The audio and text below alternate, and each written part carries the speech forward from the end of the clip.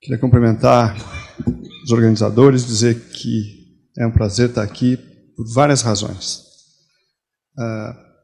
Uma que a primeira vez que eu vim à Santa Casa, eu tinha 15 anos, eu tinha um tio cirurgião de pescoço, cabeça e pescoço, que me levou para visitar a anatomia patológica, abriu a porta de um lugar e tirou um cadáver e me mostrou e falou: "Você quer ser médico?" Só podia ser psiquiatra. Outra que eu fiz vestibular e entrei aqui na Santa Casa e estava muito feliz, porque eu tinha muitos amigos que iam estudar comigo, e no fim eu acabei indo para a Faculdade de Medicina até por questões de ter uma história também pessoal ligada a profissionais de lá e coisas assim. Então, eu me considero um pouco um médico aluno da Santa Casa desde antes de entrar na Faculdade de Medicina, e mantive ao longo desses anos todos muito bom contato com a faculdade. A segunda razão é que eu acho que esse assunto é importantíssimo. E, ao contrário do que o Teng falou, eu não sou responsável por nada do que está acontecendo de bom agora lá no Hospital das Clínicas, que tem uma equipe de psiquiatria dentro do pronto-socorro geral. Ele é o responsável. Ele é, como coordenador do Interconsultas, a pessoa que foi atender a demanda enorme que existe no pronto-socorro do HC por pacientes psiquiátricos. A gente, quando foi criado o Instituto de Psiquiatria, que eu imagino que vários de vocês conhecem, a gente optou por não ter uma emergência psiquiátrica dentro do Instituto de Psiquiatria. Isto, quando eu digo a gente, na verdade foram os meus antecessores lá.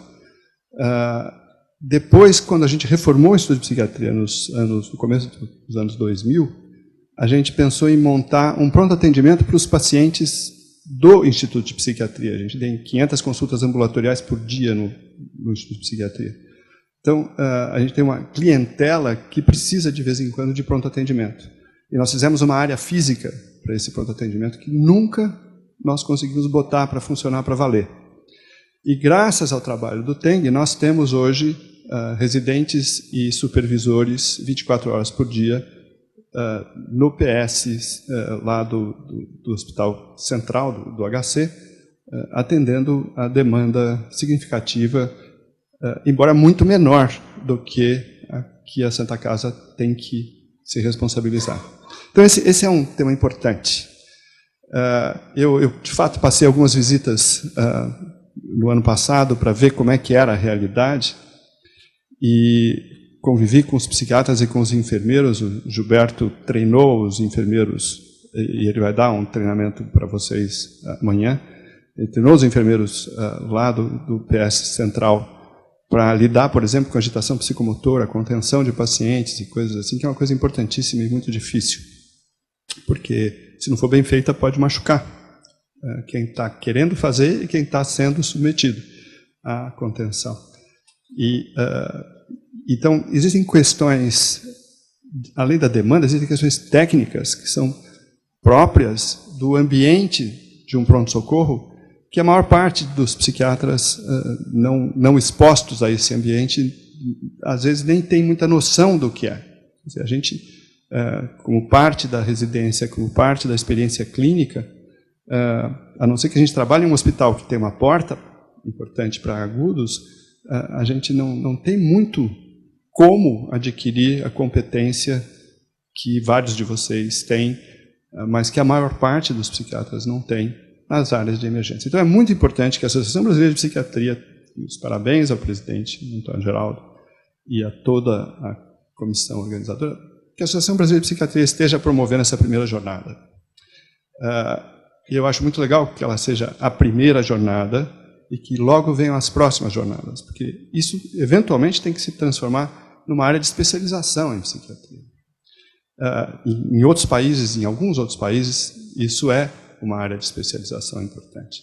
O que eu estou trazendo para vocês aqui, na verdade, então, é uma contribuição de alguém que acompanha mais da plateia do que realmente da arena, o que se passa nessa área. E eu tenho que dizer que eu tenho que agradecer também o convite para fazer essa apresentação, porque eu tive que rever um pouco do panorama no país dessa área de emergência psiquiátrica. E eu vou mostrar para vocês o que eu encontrei. Esse é o meu e-mail. Se a gente não tiver muito tempo para discussão, eu gostaria que quem tiver interesse em interagir, fazer comentários sobre o que eu vou apresentar, por favor, use o meu e-mail, vgentil@usp.br. A primeira coisa que eu encontrei foi uma dificuldade de encontrar literatura sobre emergência psiquiátrica aqui no Brasil. E uma das boas novidades é que no ano passado foi lançado esse livro, que é fruto de um trabalho do Mário Mateus e dos seus colaboradores, entre eles o Teng, sobre políticas de saúde mental. E aí tem um capítulo 10, escrito pelo Teng, onde ele fala algumas coisas que eu acho que são relevantes. Segundo o Teng, essas são as principais questões que demandam atendimento em emergências psiquiátricas. E eu queria chamar a atenção inicialmente para a tentativa de suicídio. Uma das coisas que eu descobri quando comecei a visitar o pronto-socorro é que a gente não tem ideia de quantos dos nossos próprios pacientes do Instituto de Psiquiatria tentam suicídio ou morrem por suicídio. Daí eu descobri que a gente não sabe muito bem quais são as estatísticas sobre suicídio no Brasil. Então, eu trouxe um dado mais ou menos assustador. Esse é o dado de 2008 dos Estados Unidos, do país inteiro. E ele dá uma taxa de 140 casos para 100 mil habitantes. Então, se a gente pegar esses 323 mil tentativas de suicídio nos Estados Unidos e tentar converter para a cidade de São Paulo, vamos dizer que nós tenhamos aqui só 10 milhões de pessoas adultas. Se a taxa for a mesma, nós temos 14 mil casos de tentativa de suicídio por ano. A pergunta é, isso é verdade? Eu estou vendo alguns sinais de cabeça que sim, mas a gente não tem essa estatística, tem? Ótimo, a gente não sabe quantas pessoas tentam suicídio na cidade de São Paulo, na metrópole de São Paulo. Para onde vão esses casos? Eles são atendidos por quem? Eles são registrados em algum lugar? Onde estão essas informações? O que é que se faz com esses casos? A segunda coisa que está no capítulo do Teng que eu gostaria de trazer para cá é que os serviços de emergência psiquiátrica foram normatizados a partir de uma portaria de 1992. Então, não é uma coisa recente. Então, a gente devia ter, depois desses 22 anos, a gente devia ter alguma coisa importante já. E esse é o primeiro exemplo de coisas que são parte da nossa fantasia a respeito de política de saúde mental no Brasil. As pessoas têm boas ideias. O difícil é colocar isso em prática. Porque eu fui procurar no último número do Saúde Mental em Dados. Saúde Mental em Dados é uma publicação oficial do Ministério da Saúde, da Coordenação de Saúde Mental do Ministério da Saúde. E ele já foi publicado 11 vezes, até 2012, agosto de 2012. Ainda não foi publicado o de 2013, deve estar para sair. Aí eu procurei emergências. E não existe a palavra. Não, eu falei, não, eu procurei errado. Deve ser pronto atendimento, deve ser pronto-socorro. Então eu procurei pronto. E não tem a palavra. Então, no relatório oficial da Coordenação de Saúde Mental do Ministério da Saúde, não tem a palavra emergência psiquiátrica, nem pronto-socorro psiquiátrico, nem pronto atendimento em psiquiatria. Por que será? O Dr. Toscano falou, os pronto-socorros são da esfera municipal aqui em São Paulo, ou nos vários municípios do estado. Então, São Paulo tem um site onde a gente vê quais são os pronto-socorros que existem aqui, nessa pequena cidade de 20 milhões de habitantes. E nós temos, então, pronto-socorros, e que legal, a Santa Casa tem 4. O HC ainda não é referenciado como pronto-socorro, ele atende as emergências que aparecem lá. O servidor público, a Unifesp tem, alguns pronto-socorros municipais, alguns hospitais que têm emergência psiquiátrica. E a pergunta é, O que é que se faz nesses lugares? A Santa Casa tem publicações, a Unifesp tem publicações que eu vi. Mas a gente tem uma ideia na rede de o que é feito nesses lugares? Quem são as pessoas que vão trabalhar lá? Eu entendo que seja difícil contratar profissionais para trabalhar lá, até porque não tem muito onde formar, não sei na Santa Casa, talvez, e na Unifesp não tem muito onde formar especialista nisso. Não há um incentivo muito grande, não é o tipo da coisa que você faz a sua formação e abre o seu próprio pronto-socorro ou vai usar isso no seu consultório. Mas, de alguma forma, devia ter um estímulo maior. Porque, afinal, deve haver uma demanda importante. Então, eu fui dar uma olhada num dos trabalhos da Santa Casa, e já peguei um mais antigo, de 2008, e em março de 2007, nesse trabalho aqui da Santa Casa, 51% dos pacientes que foram ao pronto-socorro do CAISM não eram da região. E aí eles chamam a atenção, olha, tá alguma coisa errada na rede porque essas pessoas andam até 16 quilômetros para chegar no pronto-socorro, e a proposta do município, a proposta do projeto de política de saúde mental é que o pronto-socorro esteja mais ou menos próximo do lugar onde as emergências acontecem. Esse trabalho é um trabalho epidemiológico interessante, da Laura Andrade e colaboradores, que mostra que só 1/3 dos casos graves de transtornos mentais é atendido num último ano, na megalópolis de 20 milhões de habitantes que a gente tem aqui. E quando a gente apresenta um dado desses, que só 30% das pessoas, não as que estão hospitalizadas, não os moradores de rua que estão obviamente doentes, mas da população em geral que mora aqui, só 1/3 de quem teve coisas importantes de depressão, ansiedade, um surtinho psicótico, alguma coisinha de abuso de drogas, alguma coisinha que desorganizou o comportamento, só 1/3 recebe atendimento no último ano. Quando a gente apresenta um dado desse para a Organização Mundial da Saúde, eles falam, mas não se preocupe, isso é assim no mundo inteiro. De fato, parece que isso é assim no mundo inteiro. Mas isso não deve nos preocupar menos. Existe uma demanda reprimida enorme por atendimento. E uma parte desse atendimento é de casos agudos, de emergências. Então, eu me lembro de um estudo feito na Escola de Enfermagem de Ribeirão Preto, mostrando que o maior contingente de pessoas que procurava a emergência de Ribeirão Preto, ligada à Faculdade de Medicina, ligada à USP, eram casos de depressão. E aí, o que faz um caso de depressão ir a um pronto-socorro? E a resposta é a falta de atendimento ambulatorial. Porque depressão não é uma emergência psiquiátrica, ela pode se tornar uma emergência psiquiátrica, com risco de suicídio, qualquer coisa assim. Não é uma crise de pânico, que a pessoa está andando na rua e de repente tem uma crise de pânico, acha que vai morrer, vai para o pronto-socorro. Não, depressão é um quadro que tem começo, meio, às vezes tem fim, que pode ser tratado. Então, a gente tem uma demanda reprimida por atendimento psiquiátrico monumental no mundo, e, em particular, aqui na nossa cidade, certamente no nosso país. Isso vai aumentar.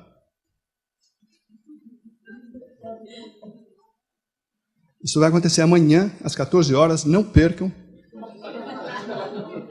no vão livre do MASP, sem a presença da polícia, segundo os organizadores do evento deste ano, porque ninguém quer ser tutelado. Isso é uma das coisas que pode precipitar ataque de pânico, surto psicótico, depressão, crise de abstinência, além de falar de estados de intoxicação.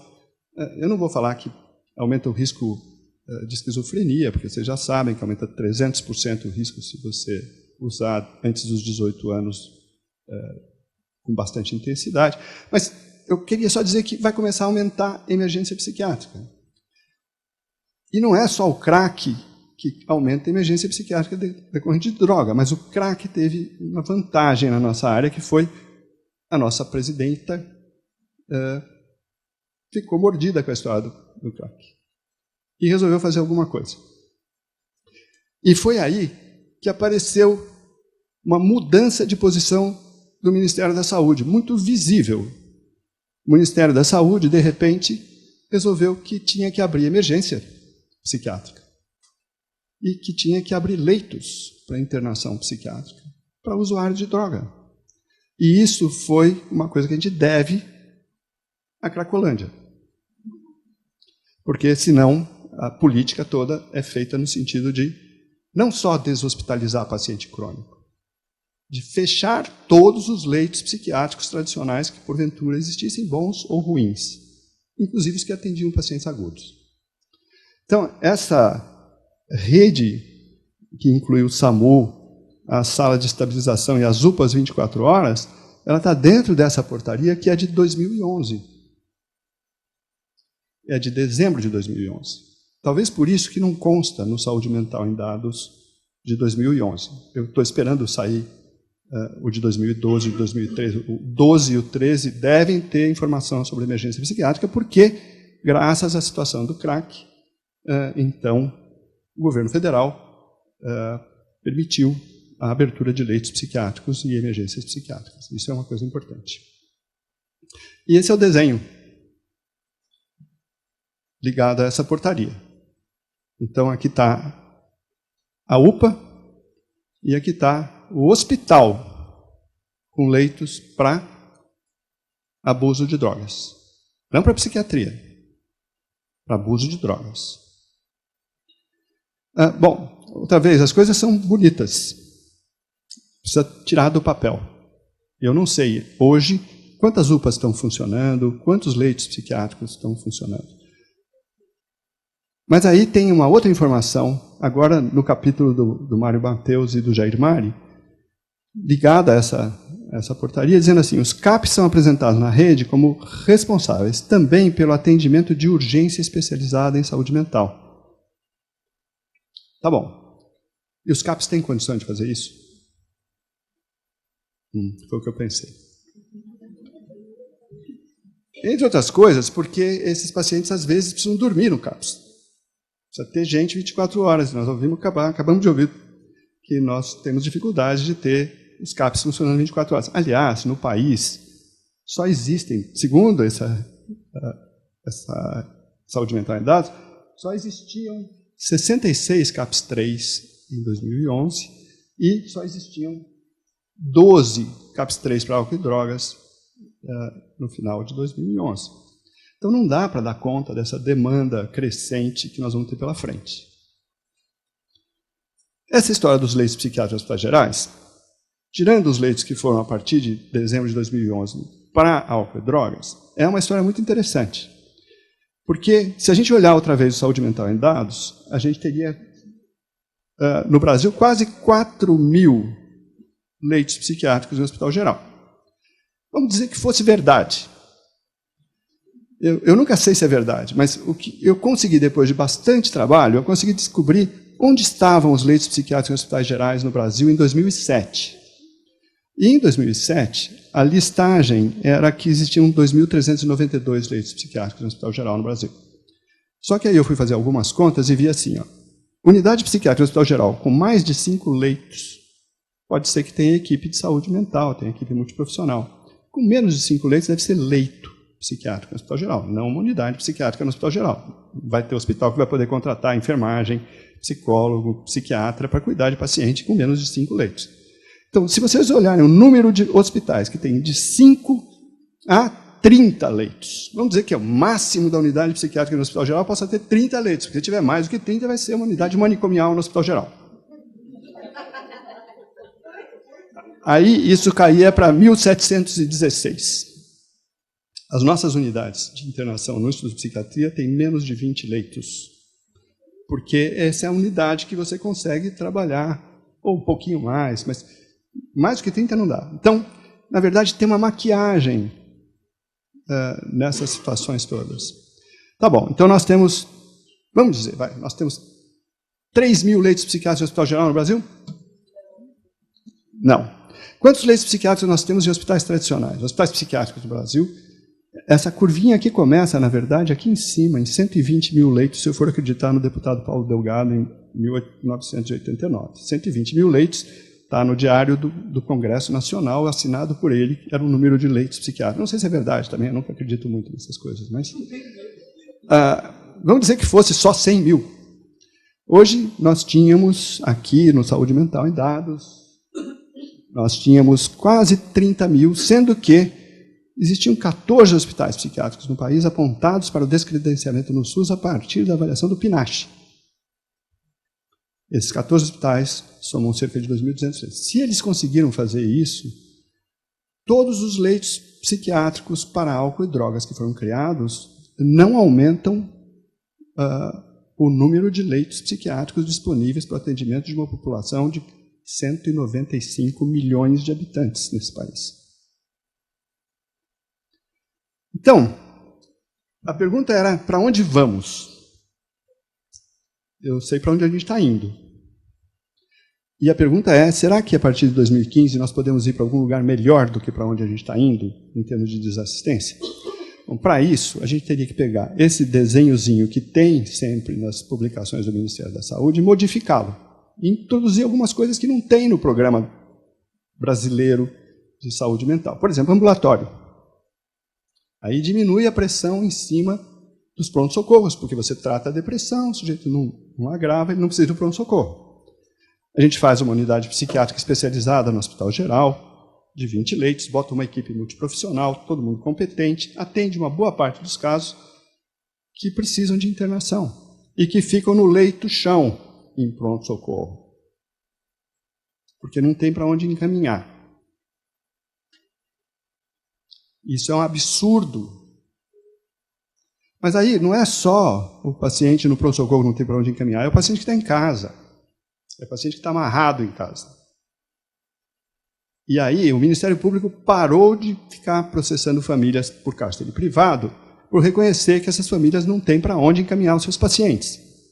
Porque não é CAPS que vai dar conta de casos muito graves como existem na nossa população. Nós precisamos de hospitais especializados. Porque tem pacientes que precisam ficar mais do que uma semana internados. E ficar internado numa unidade psiquiátrica do Hospital Geral, sem olhar para a luz do dia, não é uma coisa muito agradável se você não precisa ficar na cama porque você está com alguma doença médica que precise de cama.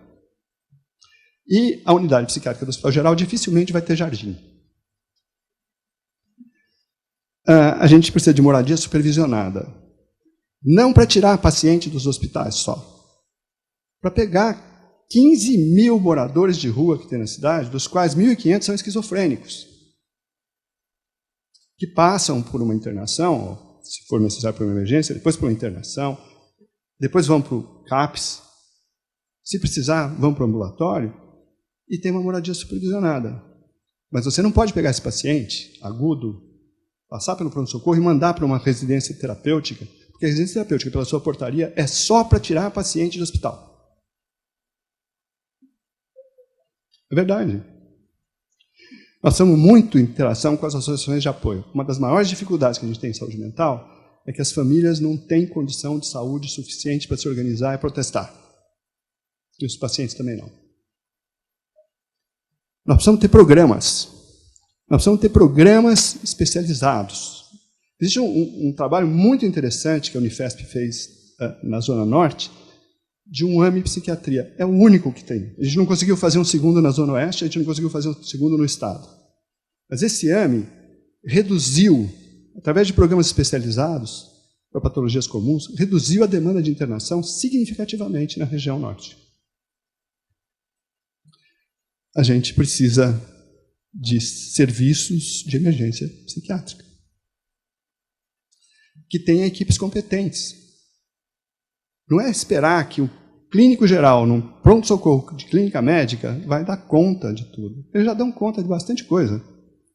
Os neurologistas dão conta de uma porção de coisa. A gente vê bastante os caras cuidando de estados de confusão mental, até melhor que nós psiquiatras, mas tem algumas coisas que a gente lida melhor. Mania não é uma coisa muito fácil para um clínico geral cuidar. E a gente tem que fazer mais CAPS 3. Com equipes competentes, para funcionar como CAPS 3. Não é um mau negócio, porque o CAPS 3, na verdade, é um hospital dia e um hospital noite. Na verdade, é uma hospitalização parcial. Então, se é para fazer CAPS, já que não pode fazer hospital dia e hospital noite, porque não tem como remunerar, faz CAPS 3 e remunera adequadamente, dá condições de funcionar assim. Tem muita gente que pode ficar no hospital dia ou hospital noite. A gente não tem esse equipamento e não é remunerado. E precisa ter. E aí, é nesse contexto que eu acho que os serviços de emergência psiquiátrica devem se inserir a partir de 2015. Por que a partir de 2015? Bom, porque esse ano é ano eleitoral, ninguém vai poder fazer nada. Mas aí a gente tem que fazer uma coisa que é melhor ainda. A gente tem que fazer prevenção primária possível. E a gente não faz rigorosamente nada de prevenção primária possível. Por exemplo, não pode tomar um bule de café por dia que vai ter crise de pânico. Não pode deixar a garotada usar maconha antes dos 21, 22 anos de idade. Não pode usar tanto remédio para emagrecer. Não pode usar tanto energético. Não pode beber tanto. O que me incomoda nessa história da maconha, eu talvez vá assistir a marcha amanhã, o que me incomoda não é a questão de você ter que descriminalizar. Eu acho que tem que descriminalizar mesmo. Eu acho que tem que prender nem o pequeno traficante, eu acho. A única coisa que não pode é ficar dando esse bombardeio de informação para os adolescentes de que maconha não tem problema. Não existe uma palavra do Ministério da Saúde alertando contra isso.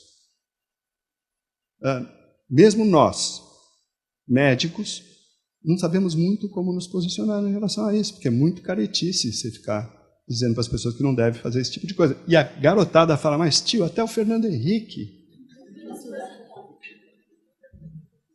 Agora, o que chamar mais a atenção de vocês, em termos de rede de futuro, é que ficar falando de quantos serviços nós temos, quantos leitos nós temos, quantos profissionais nós temos, quantas coisas assim, não interessa. O que interessa é saber o que eles fazem. O que eles fazem, para quem, por quê, como, a que custo e com qual resultado. E aí, minha gente, a gente não tem a menor ideia. E isso precisa mudar. Senão não dá. Obrigado.